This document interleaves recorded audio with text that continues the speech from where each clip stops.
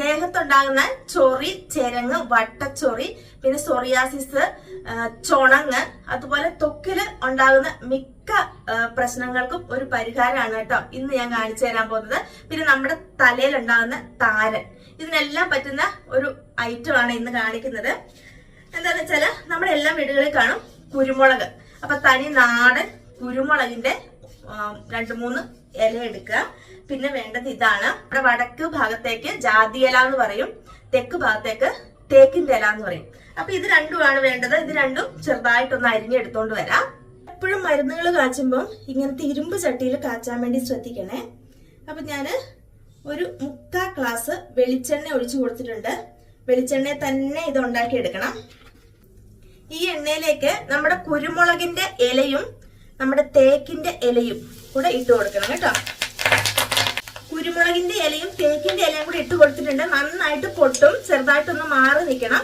നന്നായിട്ട് ഇലയൊക്കെ ഒന്ന് ഫ്രൈ ആയിട്ട് വരണം. ഇത് കണ്ടോ, ഇതിന്റെ സത്ത് ഇങ്ങനെ ഇറങ്ങുന്നേ. തേക്കിന്റെ ഇല മാത്രം പോരാ, കുരുമുളകിന്റെ ഇലയും കൂടെ വേണം കേട്ടോ. നല്ല നാടൻ കുരുമുളകിന്റെ. അപ്പൊ നമ്മുടെ മരുന്ന് ഇവിടെ റെഡിയായി. തീയൊക്കെ ഓഫ് ചെയ്തിട്ട് ഇത് തണുക്കാനായിട്ടൊന്ന് വെക്കണം.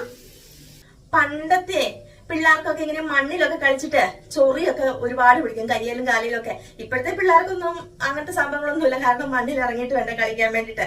അപ്പൊ എന്റെ വല്യമ്മയൊക്കെ പറയുന്നത് കേട്ടിട്ടുണ്ട്, ഇങ്ങനെ ചൊറിയൊക്കെ ഇങ്ങനെ പൊട്ടി ഒലിച്ചു കഴിയുമ്പോൾ നമ്മുടെ കൊടിയുടെ വള്ളിയില്ലേ, കൊടി എന്ന് പറഞ്ഞാല് കുരുമുളകിന്റെ വള്ളിയും പിന്നെ അതിന്റെ വേരെല്ലാം കൂടെ എടുത്തിട്ട് ചുടും, അടുപ്പിൽ ചുട്ടിട്ട് അത് കുളിക്കാൻ നേരത്ത് മേത്ത് ഒരച്ച് തേച്ച് കഴുകിക്കും.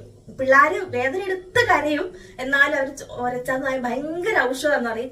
ചൊറി, ചെരങ്ങ് ഒക്കെ പോകാൻ ഭയങ്കര ഔഷധമാണത്.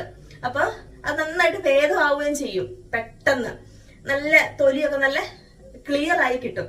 അപ്പൊ അത് തന്നെയാണ് നമ്മൾ ഇതിന്റെ അകത്ത് കുരുമുളകിന്റെ ഇലയാണ് ചേർത്തിട്ടുള്ളത്.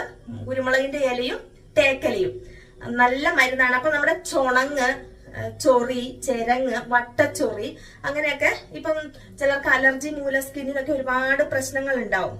അതിന് പിന്നെ സോറിയാസിസ് പോലെയൊക്കെ വരത്തില്ലേ, അതിന് ഒക്കെ നമ്മൾ ഇങ്ങനെ ഈ ഒരു കോട്ടണിൽ എടുത്തിട്ട് അതിന്റെ മുകളിൽ ഇങ്ങനെ തൂത്തു കൊടുക്കുക.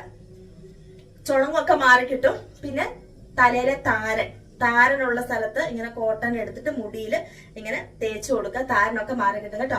അപ്പൊ നല്ലൊരു മരുന്നല്ലേ, എല്ലാവരുടെയും വീട്ടിൽ ഇത് ഉണ്ടാക്കി വെക്കുക.